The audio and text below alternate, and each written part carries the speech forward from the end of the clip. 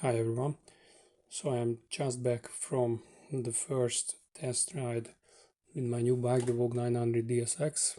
No license plate yet, so I couldn't bring it home, and there is no footage of the test ride because it was just in a parking lot.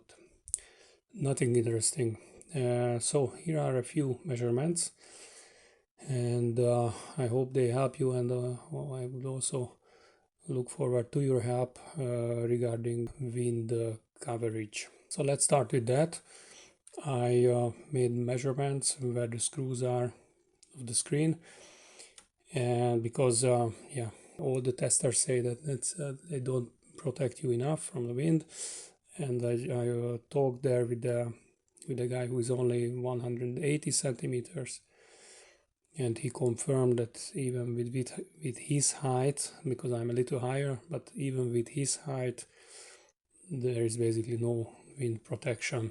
So I hope we can find something which is suitable for this bike. So at the bottom the screws are approximately 12 centimeters apart. The height difference is around 11 centimeters, and on the top the screws are around 17 centimeters apart. So I'm sure this is some screens will be the same because it's from China. So maybe the BMW 850 or something will be compatible, I hope.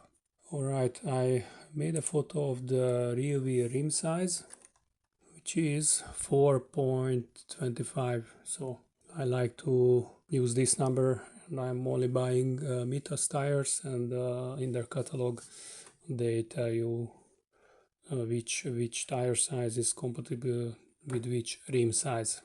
Oh, by the way, nice detail, the air valve is a 90-degree air valve. Alright, let's go to the seat height. The seat height is, well, it's too low. It's 850, I think. But more importantly, the distance between the foot peg and the seat is only 51 centimeters. So that is not really enough. But I had the feeling that the vinyl of the seat is a bit loose, so you could add a little, maybe a 2 centimeter gear pad in it without any major upholstering, and also the foot peg seems to be compatible with my SW Motec adjustable height foot peg. If that is compatible, that's gonna be great, because then I think that allows a 2 centimeter lowering of the foot peg. And also you can take the rubber out because the bike doesn't vibrate, only at below 3000. We will need a handlebar riser. The handlebar is 28 millimeters in the center. So if you are 180 or above, you can already order the handlebar riser from AliExpress or whatever. Alright, my boot is a 44 size boot. It's a CD Adventure 2, I think, and I couldn't fit below the shift lever, so I had to adjust it, but even then it was very difficult to shift, so the angle grinder will come out. Everything seems of good quality. The welds seem okay. The subframe welds on the EICMA, on the show bike, were a little ugly. Here they are better. The balance of the bike is great, so no problem at slow speeds. It's just phenomenal. The manhandling of the bike is okay. So my current bike is Versysix 300. It's 100 and accessorized. It's about around 185 kilos, and this is heavier, but it's manageable. You can see I'm not a Terminator, but yeah, it will be okay.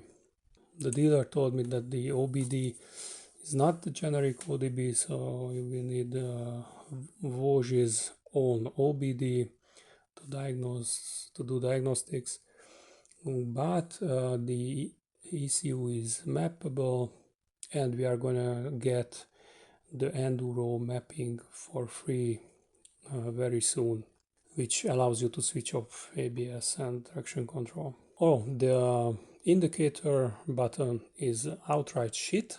Yeah, you heard me right. It's just maybe maybe if, after a few hundred pushes it will be easier to adjust, but it's very hard to indicate if you are turning, and it's not self-canceling. So I was a bit concerned about the crash guards, that it wasn't obvious from the photos where it's how is it fixed to the bike, but it's fixed nicely. So one point is fixed below the foot pegs, other point below the engine, and there is another third point also around the radiator. The engine is a little bit louder than usual, but the exhaust is not too loud, and well, under 3000. It doesn't like to be under 3000, so it rattles a bit. So one more thought about the power of the bike. So I'm used to a 40 horsepower Versys X300, which is a light bike. It's a snappy bike.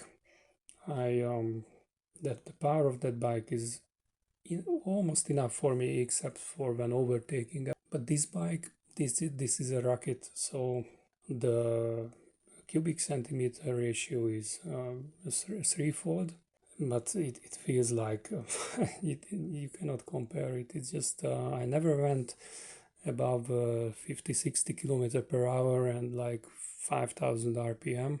It's a rocket.